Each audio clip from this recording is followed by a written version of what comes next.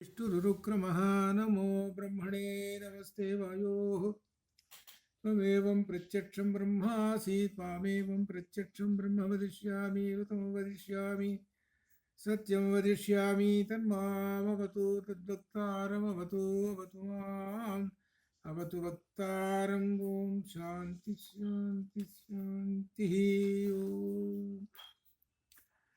ॐ श्रुतिस्मृतिपुराणानाम् आलयं करुणालयं नमामि भगवत्पादं शङ्करं लोकशङ्करं शङ्करं लोकशङ्करम् स्फुरदिन्दविकासमन्दहासा स्फुरदिन्दीवरलोचनाभिरामाम् अरविन्दसमानसुन्दरास्याम् अरविन्दासनसुन्दरीम् उपासे शारदा शारदाम्भोजवदना वदनाम्बुजे सर्वदा सर्वदा अस्माकं सन्निधिं क्रियात् शङ्करं शङ्कराचार्यं केशवं बादरायणं सूत्रभाष्यकृतौ वन्दे भगवन्तौ पुनः पुनः परब्रह्मणे नमः परब्रह्मणे नमः ब्रह्मसूत्र भाष्ये साधनाध्यायने द्वितीय पादे प्रकृतैतावत्वाधिकरणे मूर्ता इति अंशः वयम् अध्ययनं करिष्यामः। अतः अस्मिन् दिने अभिच संराधने प्रत्यक्ष अनुमानाभ्याम् इति सूत्रे इति अत्यंत प्रधानम् इति सूत्रम्। अत्र सूत्रे भगवत् ध्यानम् अपि च परमात्म साक्षात्कारं सम्भवति। अत्र विशेषेण भक्ति ध्यान श्रवण मननादि अनुष्ठानम् इति प्रत्यक्ष अनुमानाभ्यां ब्रह्म साक्षात्कारं भवति। ఇక్కడ ఏం చెబుతున్నారంటే ఇవాళ సూత్రంలో 342వ సూత్రంలో అపిచ సంరాధనే ప్రత్యక్ష అనుమానాభ్యాం, అపిచ అంటే మరియు అన్నాడు. ఆ మరియు అనే దానికి ఏంటంటే అంతక్రితం జరిగినటువంటి వాటికి మూర్త అమూర్త రూపములు ఉన్నాయి అని చెప్పారు ఒకటి. తర్వాత ఏం చెప్పాడంటే సూత్రంలో అవ్యక్త అనేటువంటి సూత్రం కూడా చెప్పాడు. 341లో అవ్యక్త అని చెప్పాడు. తత్ అవ్యక్తం ఆహి అన్నాడు. తత్ ఆ పరబ్రహ్మము అవ్యక్త రూపము అన్నాడు అని చెప్పి ఇక్కడ ఏం చేశారు, అవ్యక్త రూపం కదా, అవ్యక్త రూపమైనటువంటి పరబ్రహ్మమును దర్శించడం అనేటువంటిది ఎలా అనేటువంటి ఒక ప్రశ్న వచ్చింది. దానికి సమాధానం వ్యాసుల వారు ఈ సూత్రం రాశారు. ఏమంటున్నారంటే సంరాధనే, ఈ సంరాధనే అంటే ఆరాధించటము. ఎట్లా, ఎవరెవరు యోగులు కానీ భక్తులు కానీ ఎవరైనా సరే వేటి ద్వారా అంటే భక్తి ఒకటి, ధ్యానము ఒకటి, శ్రవణము ఇంకొకటి, మనను నిధిధ్యాసనం అన్నమాట. వీటి చేత ప్రత్యక్ష అనుమానాభ్యాం అనగా ఈ ప్రత్యక్ష అనుమానాభ్యాం అనేటువంటి మాటలు వస్తున్నాయి మనకి. అంటే వీటి ద్వారా ఎవరిని బ్రహ్మ సాక్షాత్కారం చేసుకుంటారు అని చెబుతున్నారు. ఇక్కడ విశేషం ఏం చెబుతున్నారంటే ఈ కొన్ని 4 లక్షణాలు చెప్పారు. భక్తి ఒకటి, ధ్యానం ఒకటి, శ్రవణము మననము ఇవి చెప్పారు. వీటి ద్వారా బ్రహ్మ సాక్షాత్కారం సంభవం అవుతున్నది అంటున్నారు. మరి అవుతున్నది కదా, దీని ప్రమాణములు ఏవి అనేటువంటి ప్రశ్నకు వస్తే శృతులు స్మృతులు ప్రమాణములు అన్నారు. శృతులు ప్రమాణములు, శృతులు ఉపనిషత్తులు, వేదములు అనగా మొత్తం వేదమంతా, వేదములు శృతులు వేదములు. అలానే స్మృతులు అంటే రామాయణ భారత భాగవతాదులు అన్నమాట. ఇవి ప్రమాణములుగా ఉన్నాయి అన్నాడు. అనగా అర్థం ఏమిటి, వీటిల్లో మనకు ఉదాహరణలుగా ఉన్నాయి అని అర్థం. ఉదాహరణలుగా ఉన్నది. ధ్యానం వలన పరమాత్మ సాక్షాత్కారం పొందారు అనేటువంటి ఒక విషయాన్ని రామాయణంలో ఆంజనేయ స్వామి వారు నమోస్తు రామాయ సలక్ష్మణాయ దేవ్యై చ తస్యై జనకాత్మజాయే నమోస్తు రుద్రేంద్ర యమానిలేభ్యో నమోస్తు చంద్రార్క మరుద్గణేభ్య ఒక ఉదాహరణ అని అర్థం.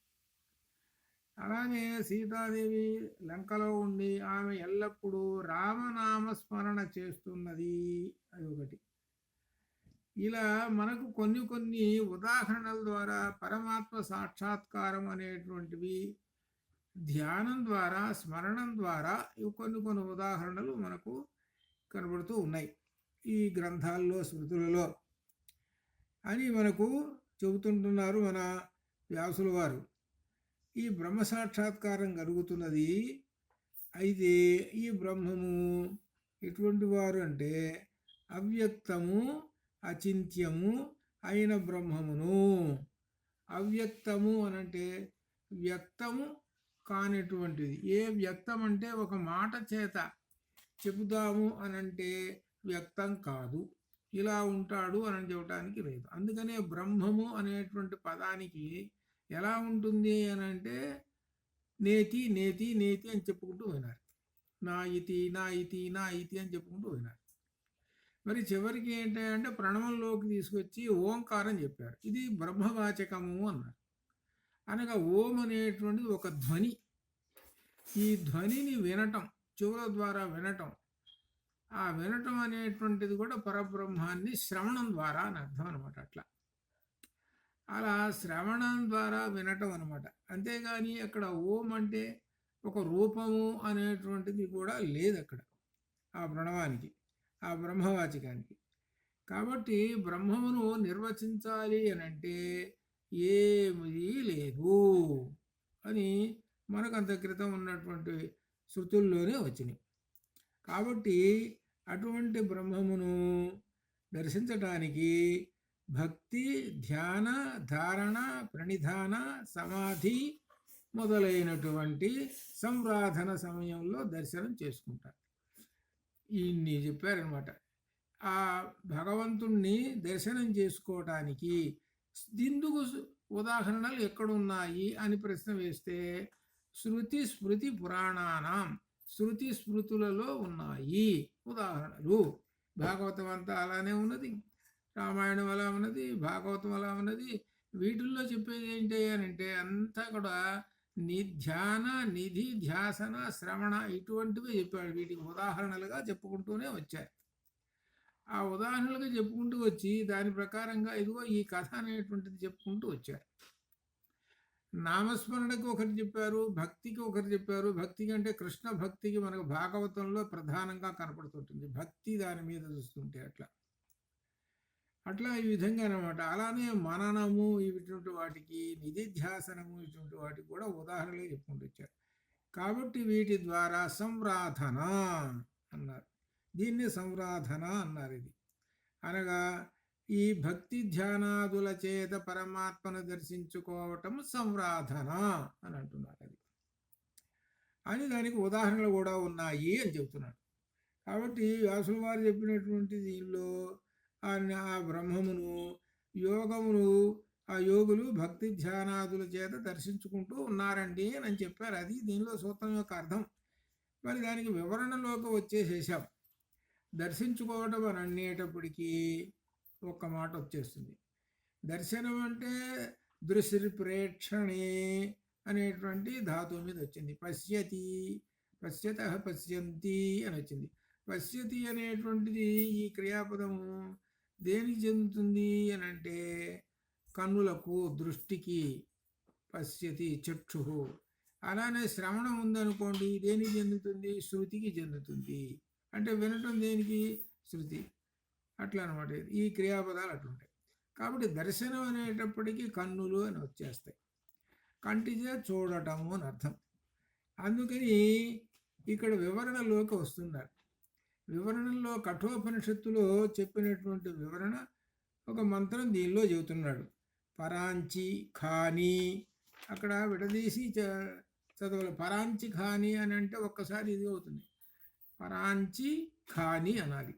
కానీ వీడు ప్రింట్లో చాలా చోట్ల పరాంచి ఖాని అని పడిన మధ్యలో ఎడం లేదు, అక్కడ ఉండాలి. పరాంచి ఖాని వ్యతృణత్ స్వయంభూ తస్మాత్ పరాంగ్ పశ్యతి న అంతరాత్మన్ కశ్చిత్ ధీర ప్రత్యేగాత్మానమైక్షత్ ఆవృత చక్షు అమృతత్వం ఇచ్చన్ అనేటువంటి ఈ మంత్రం కఠోపనిషత్తులో ఉన్నటువంటి మంత్రం. ఈ మంత్రానికి అర్థం ఏమిటి అని అంటే, పరాంచి ఖాని, పరాంచి అంటే బహిర్ముఖం, బయట ఉన్నాయి. ఏమిటవి? ఖాని ఇంద్రియములు. ఇంద్రియములు బయట ఉన్నాయి, మన జ్ఞానేంద్రియాలు, కళ్ళు, చెవులు, నాలుక, ఇవన్నీ బయట ఉన్నాయి. పరాంచి ఖాని అనగా బయట ఉన్నటువంటి బహిర్ముఖంగా ఉన్నటువంటి ఇంద్రియాలను ఈయన స్వయంభూ అనగా బ్రహ్మదేవుడు వ్యతృణత్ సృష్టించాడు. బహిర్ముఖంగా బయట ఉండేటట్లుగానే కళ్ళు, చెవులు పెట్టాడు. ఎందుకు చెబుతున్నాడంటే ఈయన ఈ మాటలు అంతఃకరణాలు లోపల పెట్టాడు. అంతఃకరణములు అంటే అంతః దానిలోనే ఉంది. అంతః అంటే లోపల అని అర్థం. లోపల ఉంటే ఈ మనస్సు, బుద్ధి అనేటువంటి బయటికి కనపడవు. అందుకోసం ఈ బయట పెట్టాడు వీటిని. తస్మాత్ అందువలన పరాంగ్ బాహ్య విషయములను చక్షు పశ్యతి.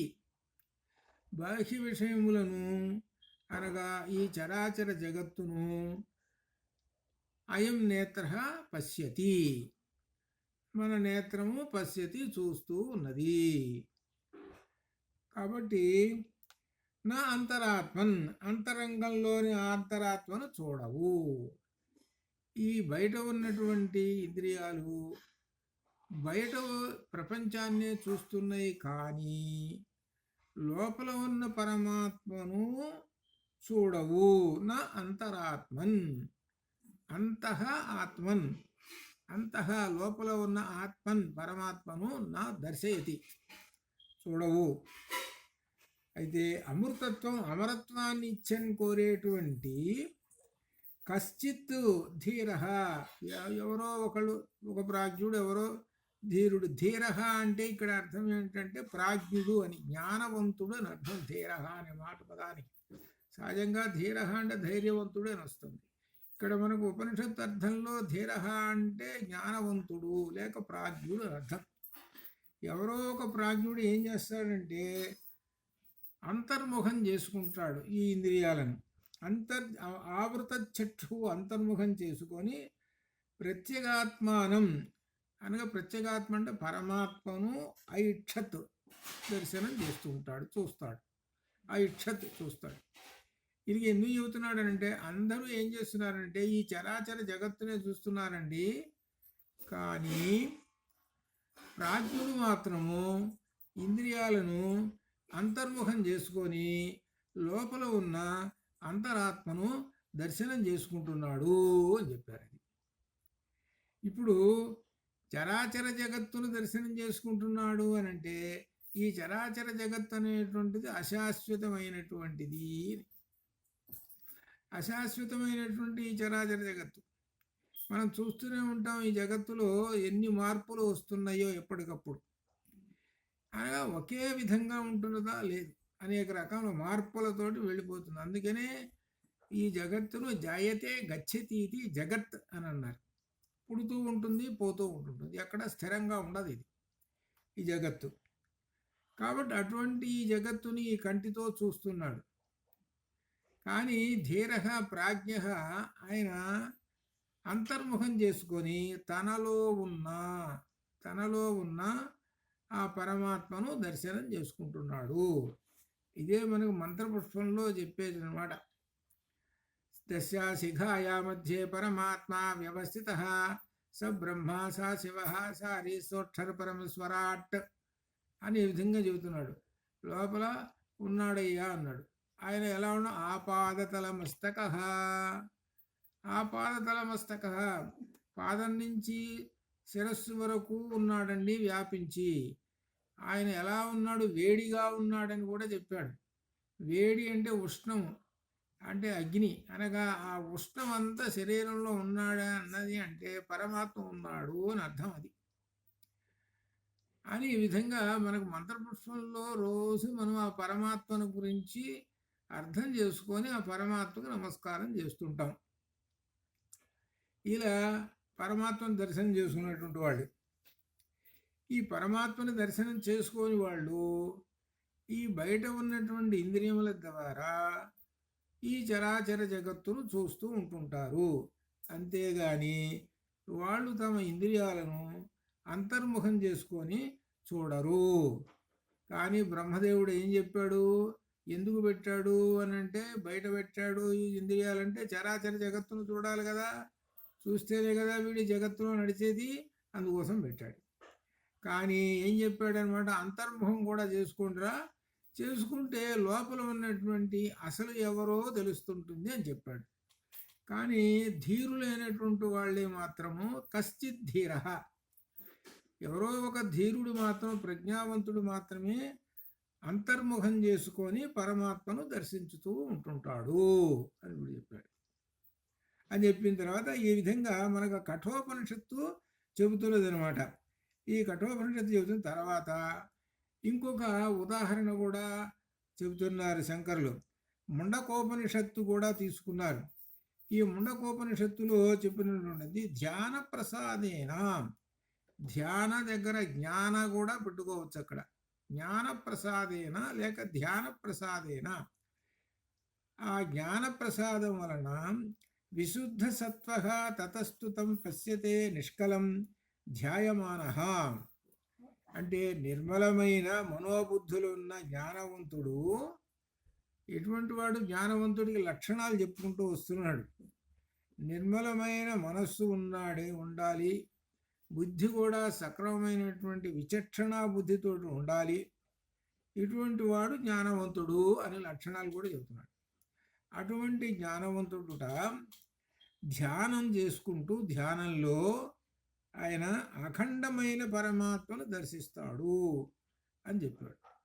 దీనికి మనకు ధ్యానంలో పరమాత్మను దర్శనం చేసుకుంటూ ఉంటుంటారనంటే మనకు ఎక్కువగా భాగవతంలో కనబడుతుంటుంటాయి. భాగవతంలో శ్రీకృష్ణ పరమాత్మను ధ్యానం చోట దర్శనం చేసుకునేటువంటి వాళ్ళు ఉంటారు. భీష్ముడు అంపశయ్య మీద ఉండి ఆయన ధ్యానం చేస్తూ ఉన్నాడు.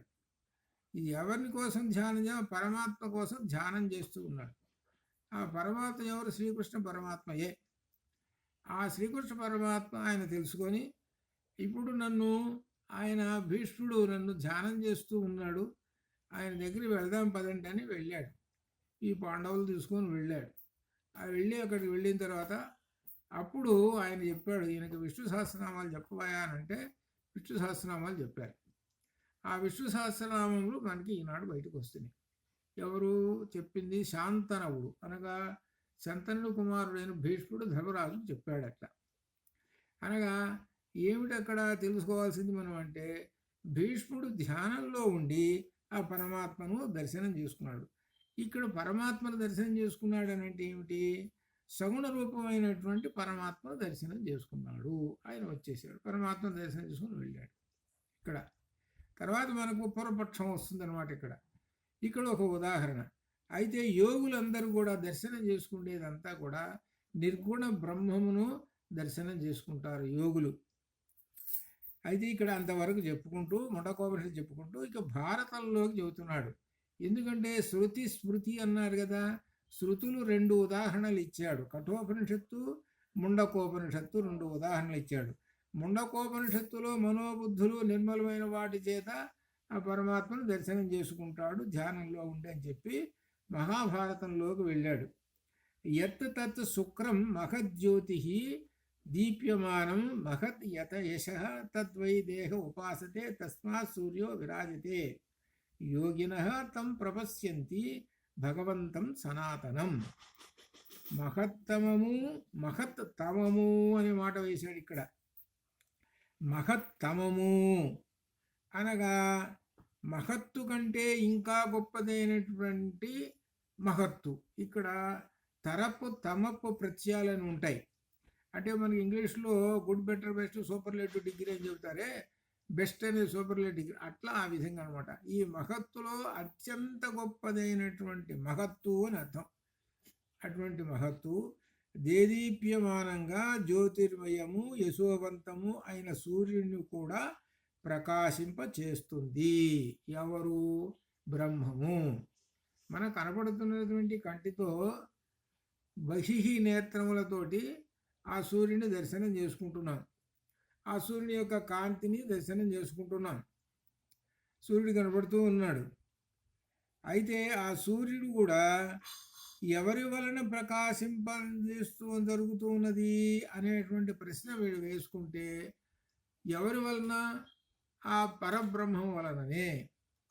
ఇప్పుడు ఒకసారి ఆలోచిస్తే మనకు కనపడుతున్నటువంటి సూర్యుడు అలా ఉన్నాడు, అట్టనే ఉన్నాడు. ఆయనకి ఆధారం ఏమి లేదే, నిరాధారమే. ఏమిటి విశేషము అని అనిపిస్తుంటుంది.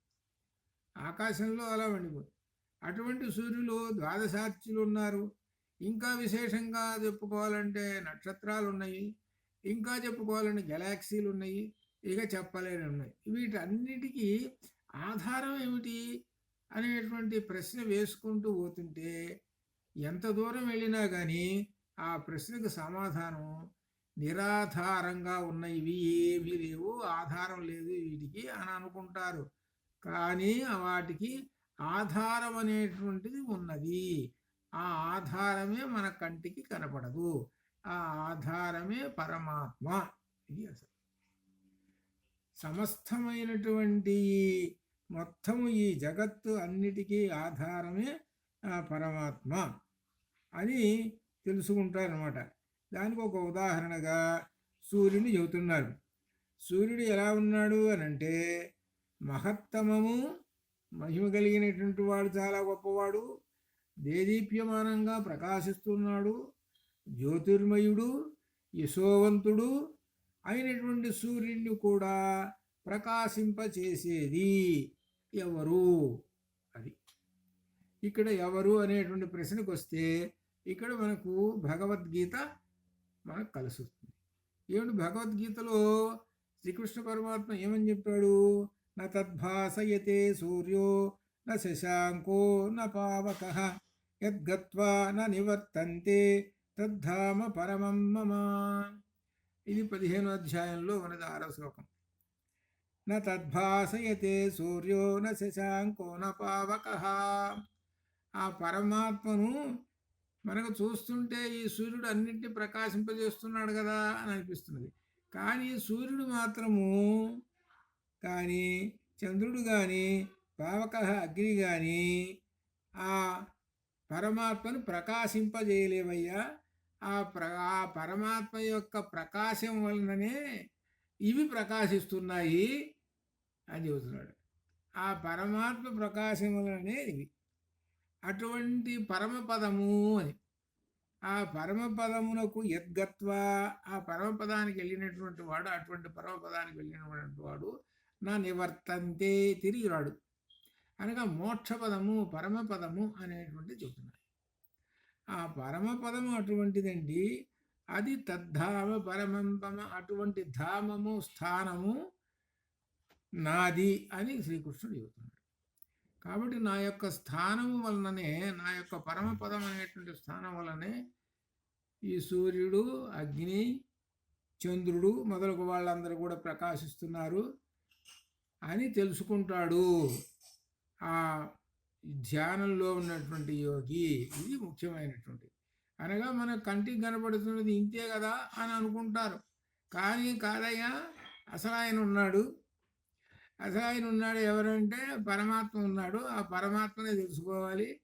ఆ పరమాత్మ అన్ని చోట్ల ఉన్నాడు. సర్వం కల్విదం బ్రహ్మ, నీలో కూడా ఉన్నాడు. కాబట్టి నీలో ఉన్నటువంటి పరమాత్మను అంతర్ముఖుడువై దర్శించుము అని చెబుతున్నాడు. అంతటి పరమాత్మ నీలో కూడా ఉన్నాడు, దర్శించుము అని చెబుతున్నాడు. అట్లానే ఇక్కడ అదేనమాట. ఇంకా ఏం చెబుతున్నారంటే శాంతిపర్ణంలో భారతంలో ఇయం వినిద్రా జితశ్వాసా సంతుష్టా సంయతేంద్రియా జ్యోతి పశ్యంతి యుంజానా తస్మై యోగాత్మనే నమః. ఇయం వినిద్రా. వినిద్ర అంటే నిద్ర అంటే అర్థమే నిద్రపోతుండేవాడు. ఎప్పుడు నిద్రపోతుండేటువంటి వాడు అలసత్వం, సోమరి అని అర్థం. దానికి నిద్రకి వ్యతిరేక పదం వి చేరిస్తే వినిద్ర అంటే అలసత్వం లేనివాడు, సోమరితనం లేనివాడు. సోమరితనం లేనటువంటి వాడు అన్నమాట అర్థం. కాస్త తెలివైనటువంటి వాడు, చురుకైనటువంటి వాడు అని అర్థం. అది ఈ ఉన్నటువంటి వాడు శ్వాసను జయించిన వారు, శ్వాసన అంటే ప్రాణాయామం, ఇలా జయించిన వారు, ఇంద్రియములు నిగ్రహించుకుని వారు, సంతుష్టాంతరంగులు అయిన యుంజానులు అనగా యోగులు. యోగుల లక్షణాలు చెప్పాడు ఇక్కడ. యోగులు ఎప్పుడు వాళ్ళు నిద్రపోరండి, వాళ్ళు ఎలా ఉంటారు, మెలుగుతోటే ఉంటారు. అనగా అర్థం ఏమిటి, అలసత్వం లేకుండా, సోమరితనం లేకుండా ఉంటారు. వాళ్ళ ఇంద్రియములన్నీ కూడా విషయ సుఖములకుండా వెళ్లకుండా ఆ పరమాత్మ వైపు దృష్టి వైపే ఉంటాయి అని అర్థం. అది ఆ యోగుల లక్షణాలు. వాళ్ళు ఇంకా ఏమిటి, శ్వాసను జయించిన వారు. ఈ శ్వాసను కూడా బంధించేస్తారు. అనగా వాయువుని పీల్చుకొని కొంతసేపు ఏంటి పూరక రేచక కుంభకముల ద్వారా అలా స్తంభింపజేసుకొని ఉండగలిగిన శక్తి ఉండేటువంటి వాళ్ళు. ఇంకా వాళ్ళు జితేంద్రియులు, ఇంద్రియములు నిగ్రహించుకునేటువంటి వాళ్ళు సంతుష్ట అంతరంగులైన వాళ్ళ యొక్క అంతరంగము, మనస్సు సంతుష్టము, సంతోషించి ఉంటుంటారు. అనగా తృప్తిగా ఉంటారు, అసంతృప్తిగా ఉండదు వాళ్ళ యొక్క మనస్సు అని అర్థం. ఇవి లక్షణాలు చెబుతున్నారు, యోగి యొక్క లక్షణాలు. ఎందుకంటే అసంతృప్తితో ఉన్నటువంటి వాడు ఎలా ఉంటాడంటే ఎప్పుడూ ఒక దిగులుతోటి ఉంటాడు. ఇవన్నీ మానవుడి జీవుడికి ఉండే లక్షణాలు. కానీ అట్లా ఉండరు యోగులు. యోగులు ఎప్పుడు సంతుష్టితోటి ఉంటారు. ఈ సంతుష్టి అనేటువంటిది ఏమిటంటే మనకు లేకపోయేటప్పటికి బాధ కలుగుతుంటుంది. ఇట్లా వాళ్ళకి ఇవాళ ఉన్నది లేదు, ఏం తిందాము ఏమిటి ఇట్లా అనేటువంటి అలా ఆలోచనలు ఏమి ఉండవు వాళ్ళకి. అట్లా ఉండవు. వాళ్ళు ఎల్లప్పుడూ కూడా సంతుష్టితోటే ఉంటారు.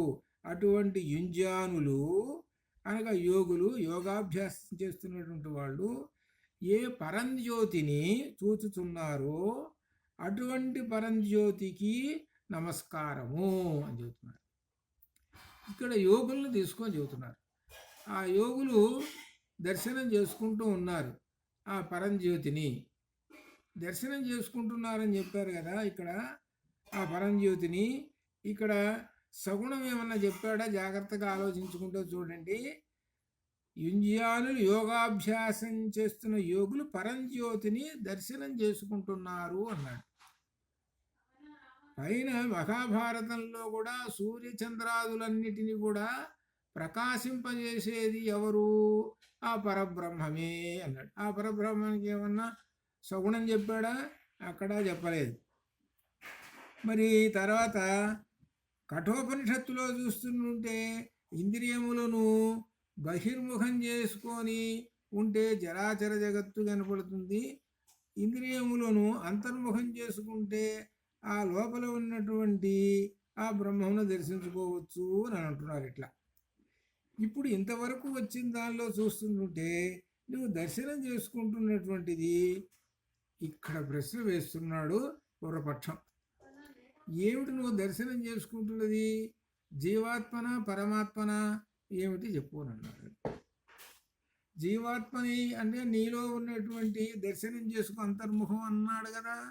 అంటే నీలో ఉన్న జీవాత్మను దర్శనం చేసుకోవటమా, అదో ప్రశ్న వేసాడు.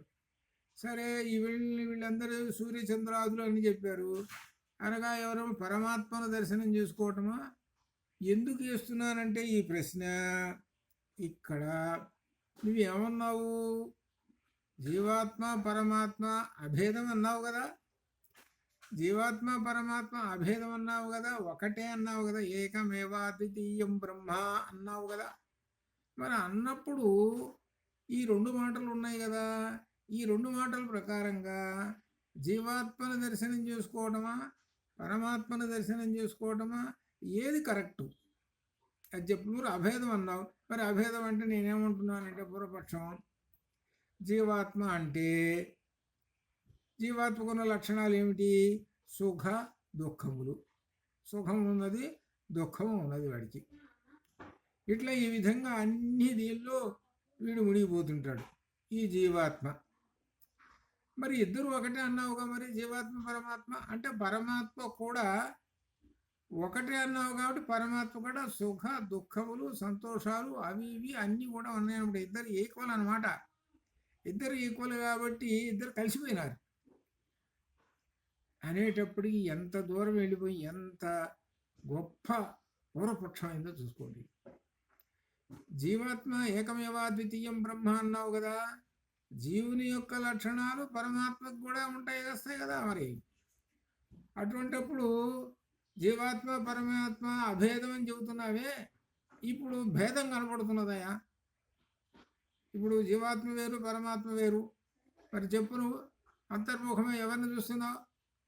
పరమాత్మను చూస్తున్నానండి అంటే పరమాత్మ చూస్తున్నావు అంటే పరమాత్మ ఎలా ఉన్నాడు?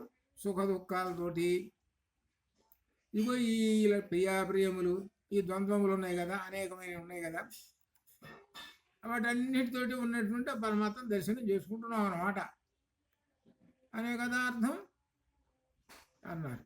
పూర్వపక్షం వేశారు. అని అంటేటప్పటికి అరే పరమాత్మకి ఏముంటాయండి, మరి సుఖ దుఃఖాలు అవన్నీ ఆయనకే ఉండవు, మనకే కదా ఉన్నాయి అని అంటాడు. అవునే మనకే కదా ఉన్నాయి. మరి జీవాత్మ పరమాత్మ ఒకటే అంటున్నారు కదా. కాబట్టి నువ్వు జీవాత్మను చూస్తున్నావు నువ్వు లోపల. సరే జీవాత్మను చూస్తున్నామండి. కాబట్టి జీవాత్మకి ఏముంటాయి? సుఖ దుఃఖములు అవన్నీ కూడా ఉన్నాయన్నమాట. సరే రైటే, బాగానే ఉంది. అనగా ఉండేది ఎవరు? జీవాత్మ ఒక్కడే. పరమాత్మ అనే శబ్దం ఇక లేవు, అక్కర్లేదు కదా ఇంకా. అట్టండి పరమాత్మ అనే శబ్దం కూడా ఉంటుందండి అంటాడు. కానీ ఏదో తెలుసు, ఇది ఎక్కడ జరిగింది?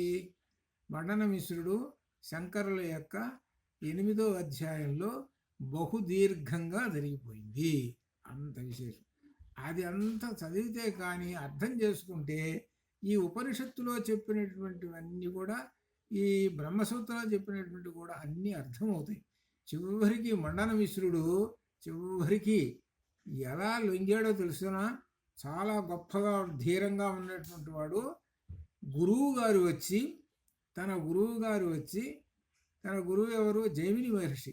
జైమిని మహర్షి వచ్చి ప్రత్యక్షమయ్యప్పుడు ఇక్కడ కూర్చున్నది ఎవరో తెలిసినా శంకరాచార్య స్వామి వారు. ఫలానా ఆయన అయినా నేను రాసినటువంటి జైమిని సూత్రాల్లో కూడా సరిగా అర్థం చేసుకుంటే అప్పుడు ఇటువంటి భేదతత్వం ఏమి రాదయ్యా, సరిగా అర్థం చేసుకోవడంలోనే పొరపాటున్నది. కాబట్టి నీవు తెలుసుకోలేకపోయినావు. ఈయన సాక్షాత్తుగా పరమశివులు అని చెప్పేటప్పటికీ అప్పుడు ఈయనకి అప్పుడు నమ్మకం. అంటే గురువాక్యం మీద ఎంత గొప్పదో చూసుకోండి. చివరి క్షణం వరకు వచ్చినా కానీ ఏది మండనమిశ్రుడు పూర్తిగా 100% పూర్తిగా మారలేదు. ఎప్పుడు గురువు ప్రత్యక్షమై చెప్పినప్పుడు మారాడు. ఆ మారిన తర్వాత పాదముల మీద పడి, శంకరుల మీద పాదములు పడి, అప్పుడు నేను ఇంత పొరపాటు పడ్డాను, ద్వైతంలో పడిపోయినాను, ఈ జీవాత్మయేనని నేను దీంట్లో పడిపోయినాను, అద్వైతంలో పడలేదు, ఇప్పుడు అద్వైతామృతాన్ని తెలుసుకున్నాను అని ఆయనను శంకరాచార్యుల వారిని కీర్తిస్తూ ఉన్నాడు. ఇంకా శంకరాచార్యుల వారిని కీర్తిస్తూ మధ్యలో రామాయణం తీసుకొచ్చాడు. ఆ మధ్యలో రామాయణం ఎలా తీసుకొచ్చాడో తెలుసా అండి? చాలా గొప్ప విచిత్రంగా ఉన్నది. ఆంజనేయ స్వామి వారు లంకకు వెళ్ళాడు. లంకకు వెళ్ళి సీతాదేవిని చూశాడు. ఆ సీతాదేవిని చూసినప్పుడు సీతాదేవి చుట్టూ రాక్షస స్త్రీలు ఉన్నారు. ఈ రాక్షస స్త్రీలు ఉంటే వాళ్ళని ఎవరిని కదిలించకుండా ఆ సీతాదేవితో మాట్లాడి సరే చివరికి అయిన తర్వాత చివరికి వచ్చి రామచంద్రమూర్తితోటి నేను చూసి వచ్చానయ్యా సీతాదేవిని, అక్కడున్న విశేషాలన్నీ చెప్పాడు అనేటువంటి విషయం అందరికీ తెలిసినటువంటిదే. ఈ విషయాన్ని మన మాధవాచార్యులు గారు ఎలా పోలికతోటి చెబుతున్నాడంటే, ఇక్కడ విశేషము, ఇక్కడ అవిద్య అనేటువంటి రాక్షసి, అవిద్య అనేటువంటి ఒక రాక్షసి, ఆ రాక్షసి పరమాత్మను మింగివేసింది. అవిద్య అనే రాక్షసి పరమాత్మను మింగివేసింది. మింగివేస్తే లోపల కడుపులో ఉంది. అవిద్య అనేటువంటి స్త్రీ కడుపులో ఈ పరమాత్మ ఉన్నాడు. ఉన్నప్పుడు ప్రకాశించడు కదా. లోపల ఉదరంలో ఉన్నాడు, ప్రకాశించడు. ఏమిటది? ఆ రూపం అవిద్య. అవిద్య అనేటువంటి గర్భంలో ఈ పరమాత్మ ఉన్నాడు. ఈయన శంకరులు వచ్చారు. శంకరులు వచ్చి ఏం చేశారు? ఆ రాక్షసి యొక్క ఉదరాన్ని భిత్వా చీల్చి ఆ లోపల ఉన్నటువంటి ఆ పరమాత్మ అనగా తత్వమసి అనేటువంటి పరమాత్మను పైకి తీసుకొచ్చారు. ఆ పైకి తీసుకొచ్చి తత్వమసి అనేటువంటి వాక్యానికి, అద్వైత వాక్యానికి అద్వైతామృతాన్ని ఈ వ్యాప్తి చేస్తున్నారు. కాబట్టి శంకరులు హనుమ కన్నా గొప్పవారు. హనుమ కేవలం ఆ సీతామాత యొక్క వచనములను మాత్రమే తీసుకొచ్చి అక్కడ అందించాడు.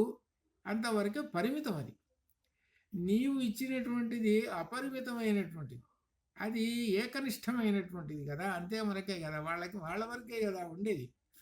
నీవు ఇచ్చినటువంటి వచనామృతము సర్వలోక ఆదరణీయము, అనేక మంది ఉద్ధరించడానికి, అనేక మంది మోక్షం పొందటానికి పనికి వచ్చేటువంటిది. కాబట్టి నీవు హనుమ కన్నా గొప్పవాడివయ్యా. ఏ శంకర, ఏ కరుణా జలధే క్షమస్వ క్షమస్వ అని అంటారు. అది రాశాను నిన్న. అది అనమాట.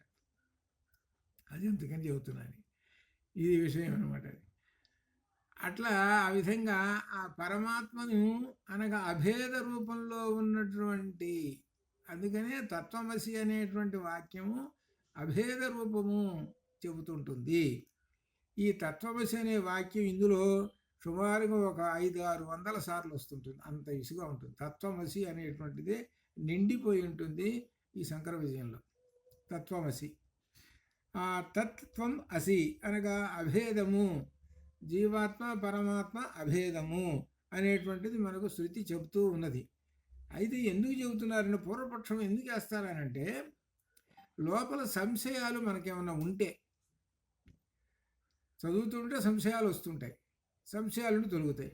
లేక పూర్వపక్షం కూడా ఏంటంటే సంశయాన్ని కలిగిస్తుంటుంది. మనకి కలిగించటం వలన అది ఏమవుతుంది, లోపల పూర్తిగా ప్రక్షాళనం అయిపోతుంటుంది. అవిద్య అనేటువంటిది బయటికి పోతుంది. బయటికి పోయి విద్య అనేది ప్రకాశిస్తుంటుంది. అనగా ఊరికే టెస్ట్ చదువుకుంటూ పోతుంటే దానివలన పూర్తి అయినటువంటి జ్ఞానం నిండదు.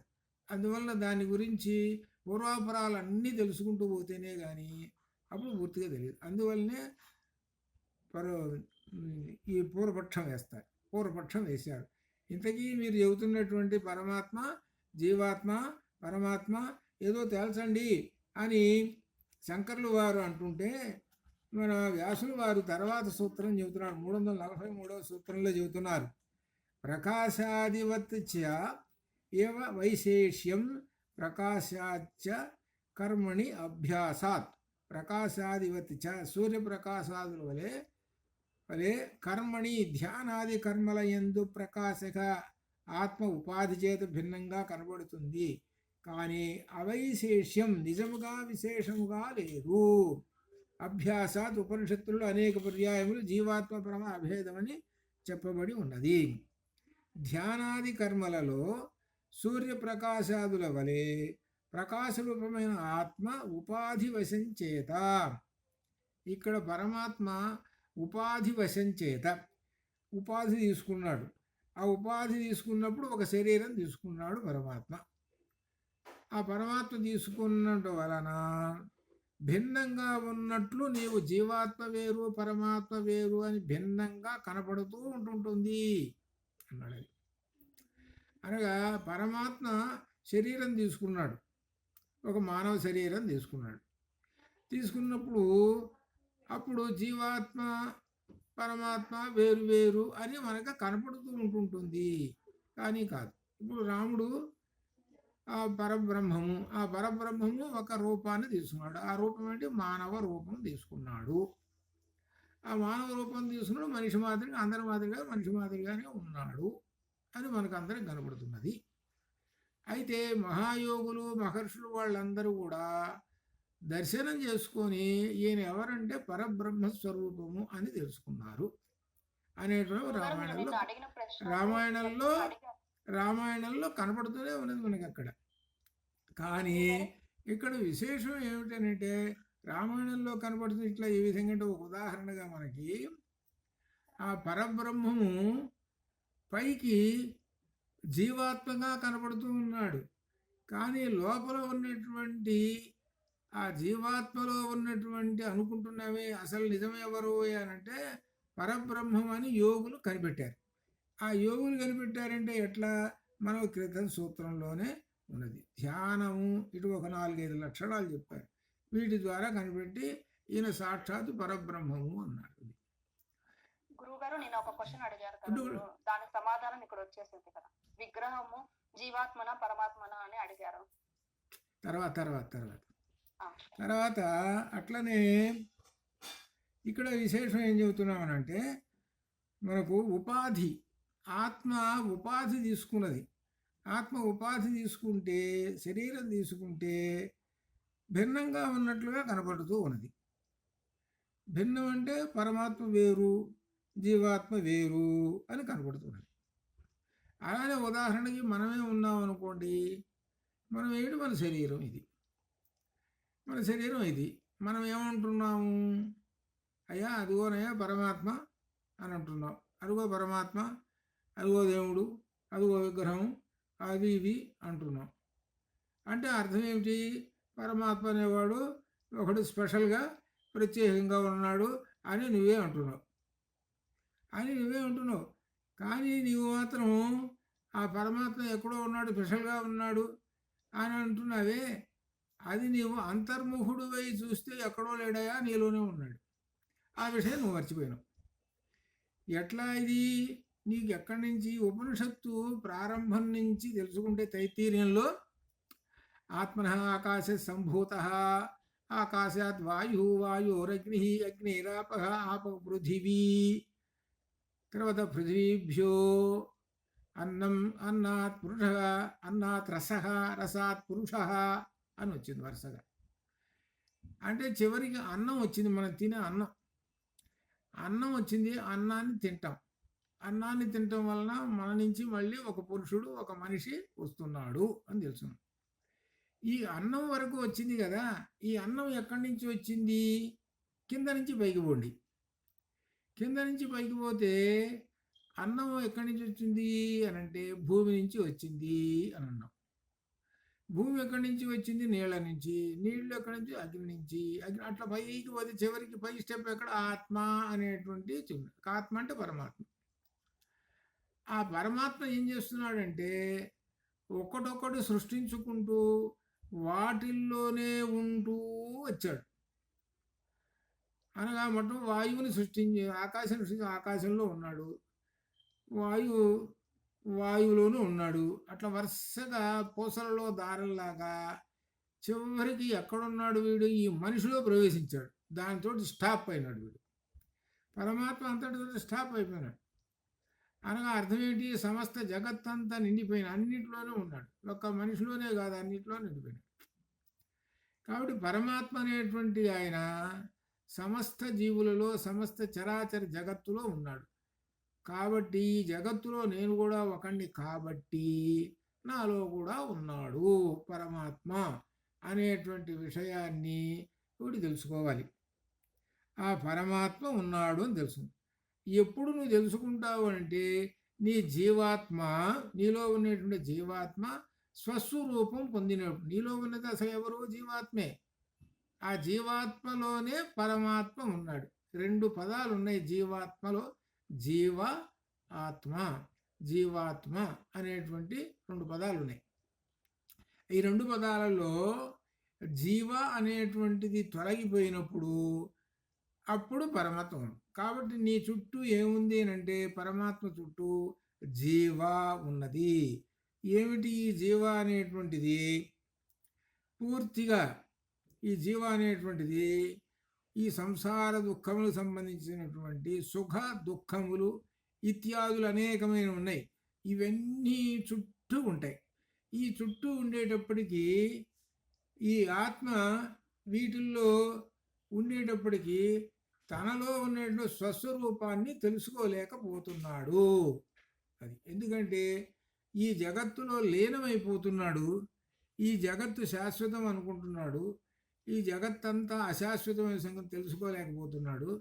దానికోసం పరిగెత్తుతూ ఉన్నాడు. దానికోసం పరిగెత్తుతూనే ఉన్నాడు ఇట్లా.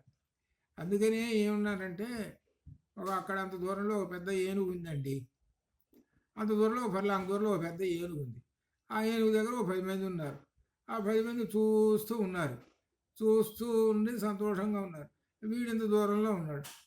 భలే ఉందిరా ఏనుగు, అక్కడ చూస్తే 10 మంది ఉన్నారు, చూద్దాం ఎలా ఉంటుందో అందరిలో మా దగ్గర నేను కూడా చూస్తాను అని దూరానికి ఆ ఏనుగు కనపడుతున్నది. గారు వెళ్ళాడు. దగ్గరికి వెళ్ళి నిలబడ్డాడు. అబ్బా బాగా ఉందండి, ఇంత పెద్ద ఏనుగు నేను ఎప్పుడూ చూడలేదు అని ఏ విధంగా రకరకాలు అనుకుంటూ ఉన్నాడు. ఒక 2 నిమిషాలు గడిచింది. 2 నిమిషాలు గడిచేటప్పుడు వీడిలో ఏమిటి ఈ ఏనుగు ఎప్పుడు తొండం కదిలిస్తుంటుంది కదా, ఏమి కదిలించడం లేదు, చెవులు కదిలించడం లేదు, అదేమిటి ఇదేంటో కాస్త నెమ్మదిగా అన్వేషణలోకి పోయినాడు. ఇక్కడే తెలుసుకోవాల్సింది.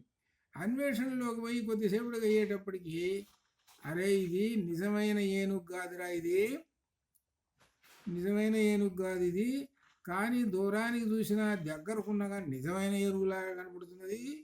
ఇది నిజమైన ఏనుగు కాదురా, ఇది డూప్లికేట్, ఇది ఎవడో తయారు చేసి ఇక్కడ పెట్టాడు అని అనుకొని అప్పుడు సత్యం తెలుసుకుంటాడు.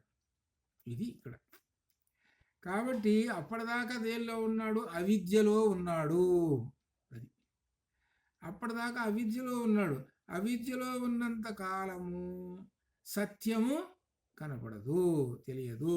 కాబట్టి అవిద్య అనేటువంటిది తొలగిపోయినప్పుడే అప్పుడు సత్యం కనపడుతుంటుంది. అది ఇక్కడ అర్థం. అది జీవాత్మలో ఉండేటువంటి జీవుడు తన యొక్క స్వస్వరూపము తెలుసుకున్నప్పుడు, జీవుడు తన స్వస్వరూపం తెలుసుకున్నప్పుడు, తనలో పరమాత్మ ఉన్నాడు అని తెలుసుకున్నప్పుడు, అనగా స్వస్వరూపం తెలుసుకోవాలంటే ఎంత పని చెప్పాడు సబ్జెక్టు, అంత క్రితం కూడా మనకు దీనిలో వచ్చిందనమాట. ఏంటి? ధ్యానము, శ్రవణము, మననము, భక్తి, ఇటువంటి వాటి లక్షణముల ద్వారా నెమ్మదిగా తెలుసుకో. ఆ తెలుసుకోవడానికి ఉపయుక్తమైనటువంటి గ్రంథాలు, ప్రధానమైన భగవద్గీత ఉన్నది. ఆ భగవద్గీతను ఆధారం చేసుకో. First step Bhagavad Gita, second step ఉపనిషత్తులు, థర్డ్ స్టెప్ బ్రహ్మసూత్రాలు, మూడో స్టెప్ అన్నమాట బ్రహ్మసూత్రాలు. అంటే మొదటి 2 స్టెప్పులు ఎక్కితేనే బ్రహ్మసూత్రాలు అర్థమవుతాయి. అంటే మొట్టమొదటిదైనటువంటి భగవద్గీత అర్థం కావాలి కదా. అది అర్థం చేసుకోవడానికి ఉపనిషత్తులు చదవాలి. ఉపనిషత్తులన్నీ చదివిన తర్వాత అప్పుడు అసలు చివరి యొక్క స్టేజీ ఉన్నదే ఆ బ్రహ్మపదము. ఆ బ్రహ్మపదమే మనకు శ్రీచక్రంలో ఉన్నటువంటి బిందువు. ఆ బిందువుని లలితలో బైందవాసని అనేటువంటి నామంలో చెప్పుకుంటూ వస్తారు. అదనమాట అట్లా. కాబట్టి ఇక్కడ ఆయన వేసిన ప్రశ్న పూర్వపక్షానికి జీవాత్మ పరమాత్మ అనేటువంటి ప్రశ్న వేస్తే, పూర్వపక్షానికి వేస్తే ఏం సమాధానం చెబుతున్నారంటే, ఆ పరమాత్మ ఉపాధి తీసుకున్నప్పుడు జీవాత్మగా ఉంటాడయ్యా, కానీ వాస్తవానికి ఇద్దరూ ఒకటేను, అభేదమే అనే విషయం ఈ ఉపనిషత్తులలో చెప్పబడి ఉన్నది అని చెబుతూ ఒక ఉదాహరణ చెబుతున్నాడు. సూర్యుడు ప్రకాశిస్తూ ఉన్నాడు, సమస్తాన్ని ప్రకాశింపజేస్తూ ఉన్నాడు, సమస్తాన్ని ప్రకాశింపజేస్తున్నాడు. అరణ్యం ఉంది, అరణ్యంలో ఉన్న చెట్లు, మన ఒక గది ఉంది, గదిని ప్రకాశం. అలానే అన్నిటినీ మనకి జగత్తులో ఉన్న వాటన్నిటిని కూడా కుండలో నీళ్లు పోసాను నిండా, ఆ నీళ్లు వస్తే ఆ ఎండలో పెడితే ఆ నీళ్ళల్లో కూడా కనపడుతున్నాడు. ఇక్కడ భేదం లేకుండా అన్ని చోట్ల కనపడుతూనే ఉన్నాడు. ఆ విధంగానే ఈ ఆత్మ శరీర ఉపాధిలో, అనగా ఉపాధి. ఇప్పుడు సూర్యుడు నీళ్ళల్లో కనపడుతున్నాడండి, ఆ నీళ్లు చూసి ఆ సూర్యుడు నీళ్ళల్లో కనపడుతున్నాడు అన్నావే, అప్పుడు సూర్యుడు నీళ్ళని ఉపాధిగా తీసుకున్నాడు. అట్లా ఆ విధంగా అనమాట. ఈ సూర్యుడు ఇక్కడ తీక్షణంగా ఉన్నాడండి, అది ప్రకాశం ఎండగా ఉంది అనగా సూర్యుడు ఇట్లా ఆ ఉపాధి తీసుకున్నాడు. ఇట్లా ఈ విధంగా అనమాట. ఆ సూర్యుడు ప్రత్యక్షమైనాడు, అని రకరకాల కథల్లో పురాణ కథల్లో చెబుతుంటుంటారు అట్లా. సరే, అట్లా ఈ విధంగా సూర్యుడు ప్రకాశిస్తూ ఉన్నాడు, ఎక్కడ భేదం లేదు. ఆ విధంగానే ఈ పరమాత్మ శరీర ఉపాధిలో ధ్యాన కర్మ చేస్తున్నప్పటికీ మన శరీరం కూర్చొని ఉన్నది, ధ్యానంలో కూర్చొని ఉన్నది. ఆ ధ్యానంలో పరమాత్మని ధ్యానం చేస్తున్నాడు. శరీరం ఉపాధిలో ధ్యాన కర్మ చేస్తున్నప్పటికీ అది సామాన్య తత్వమును అనగా పరమాత్మ అంశను కనబరుతూనే ఉంటుంది. పరమాత్మ యొక్క అంశయే. ఉపాసనలని ఉన్నాయి కొన్ని. మనకి ఆదిత్యోపాసన, ఉదాహరణకి గాయత్రి ఉపాసన, ఇట్లా ఉన్నాయి. అనగా ఉపాసనలు చేసేటప్పుడు ఏమిటి ఉపాసనలు వీళ్ళందరూ అనంటే, అందరూ దేనికి చెందుతారు? గాయత్రి ఉపాసన కానీ, ఆదిత్యోపాసన కానీ, ఇంకా ఈ ఉపాసనలు ఒక 50 రకాలు ఉన్నాయి. ఇవన్నీ దేనికి చెందుతాయి అని అంటే చివరికి పరమాత్మకే చెందుతాయి అర్థం అన్నమాట. ఆ పరమాత్మ అంశయే ఇవన్నీ ఆ పరమాత్మకే చెందుతాయి. కాబట్టి చేస్తున్నది ఎవరు ఏమిటి అని అంటే పరమాత్మయేను. జీవాత్మ పరమాత్మలు అనేటువంటి అభేదంతో ఉంటారయ్యా అని ఇందాక మనం చెప్పుకున్నాం. జీవాత్మకు ఉన్నటువంటి లక్షణాలు పరమాత్మకు వస్తాయి కదండి అని పూర్వపక్షం వేస్తారు. పూర్వపక్షం వేస్తే అప్పుడేంటి, జీవాత్మకు ఉన్నటువంటి లక్షణాలు పరమాత్మకి చేరవు. ఎలా చేరవు ఏమిటి అంటే పరమాత్మ నుండి వచ్చినటువంటి వాడే ఈ జీవాత్మ. ఆ పరమాత్మ అనేటువంటి అగ్ని కణంలో నుంచి, పెద్ద అగ్ని కణంలో నుంచి చిన్న రవ్వ వచ్చి ఈ మాయా ప్రపంచంలో పడుతుంది. ఈ మాయా ప్రపంచంలో పడ్డప్పుడు ఆ చిన్న అగ్ని కణము అనగా పరమాత్మ అనే చిన్న అగ్ని కణము ఉపాధి తీసుకుంటుంది. ఉపాధి తీసుకున్నప్పుడు ఒక శరీరం ఏర్పడుతుంది. ఆ శరీరం అయినప్పుడు ఆ శరీరంలో ఉన్నది జీవాత్మ. అయితే జీవాత్మ అనే పేరుతోటి చెబుతుంటారు. నిజానికి ఏమున్నదయ్యా లోపల? ఆత్మ ఉన్నది.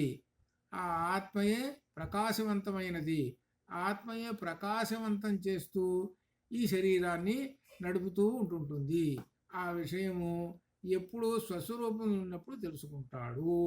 ఈ విషయాన్ని మనకు మంత్రపుష్పంలో చక్కగా చెప్పింది. మన దేవాలయాల్లో మంత్రపుష్పం పెడతారు చూశారు.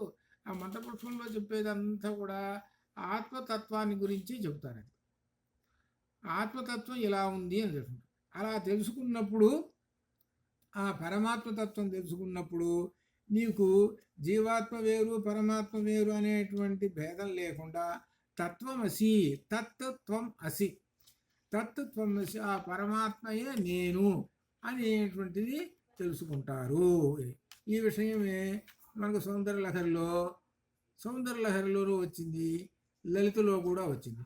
లలితలో తత్వం అయి అని వచ్చింది లలితలో. ఇందులో తత్వమశిలో భవానిత్వం దాసే మయి వితర దృష్టిం సకరుణాం ఇది స్తోతం వాంఛన్ అక్కడ వచ్చింది. కాబట్టి ఇట్లా ఈ విధంగా అభేదతత్వాన్ని చెబుతూ ఉన్నారు. కాబట్టి అభేదతత్వంతో ఉన్నటువంటి పరమాత్మను దర్శించుకోవడం అనేటువంటిది ఇక్కడ కొన్ని లక్షణాలు చెప్పుకుంటూ వచ్చారు. అది ధ్యానము, భక్తి, శ్రవణము, మననము ఇటువంటి ద్వారా చేసుకోవచ్చు. అలా మనకు ఉదాహరణలు కూడా ఈ భారతంలో ఉన్న కొన్ని ఉదాహరణలు, ఈ భాగవతంలో ఉన్నవి, పురాణాల్లో ఉన్నవన్నీ కూడా ఇవే. ఈ ఉదాహరణలతోటే మనకు కథారూపంతో చెప్పుకుంటూ భక్తి ధ్యానాలతో చెప్పి పరమాత్మ దర్శనం చెప్పుకుంటూ వచ్చేసేసారనమాట. అటువంటి ఆ పరమాత్మను సూర్యుడు ప్రకాశింపజేయలేడండి, చంద్రుడు ప్రకాశింపజేయలేడు, అగ్ని ప్రకాశింపజేయలేడు. అసలు ఆ పరమాత్మ ప్రకాశము వలనే సూర్య చంద్ర అగ్నులు ప్రకాశమవుతుంది. అందుకని యద్ ఆదిత్యగతం తేజో జగద్భాసయతే అఖిలం యచ్చంద్రమసి యచ్చాగ్నో తేజో విద్ధిమామకం అని గీతలో చెప్పారు. కాబట్టి అన్నిటికన్నా సర్వోత్తమైనటువంటి మహా తేజోవంతుడైనటువంటి వాడు ఆ పరమాత్మ అని తెలుసుకోండి అని ఇంతటితో చెప్తూ రేపు మరలా 344 నుంచి మనం ప్రారంభం చేద్దాం. అంతవరకు శుభం భూయాత్. ఓం పూర్ణమదః పూర్ణమిదం పూర్ణాత్ పూర్ణముదచ్యతే పూర్ణస్య పూర్ణమాదాయ పూర్ణమేవావశిష్యతే. అసతో మా సద్గమయ తమసో మా జ్యోతిర్గమయ మృత్యోర్మా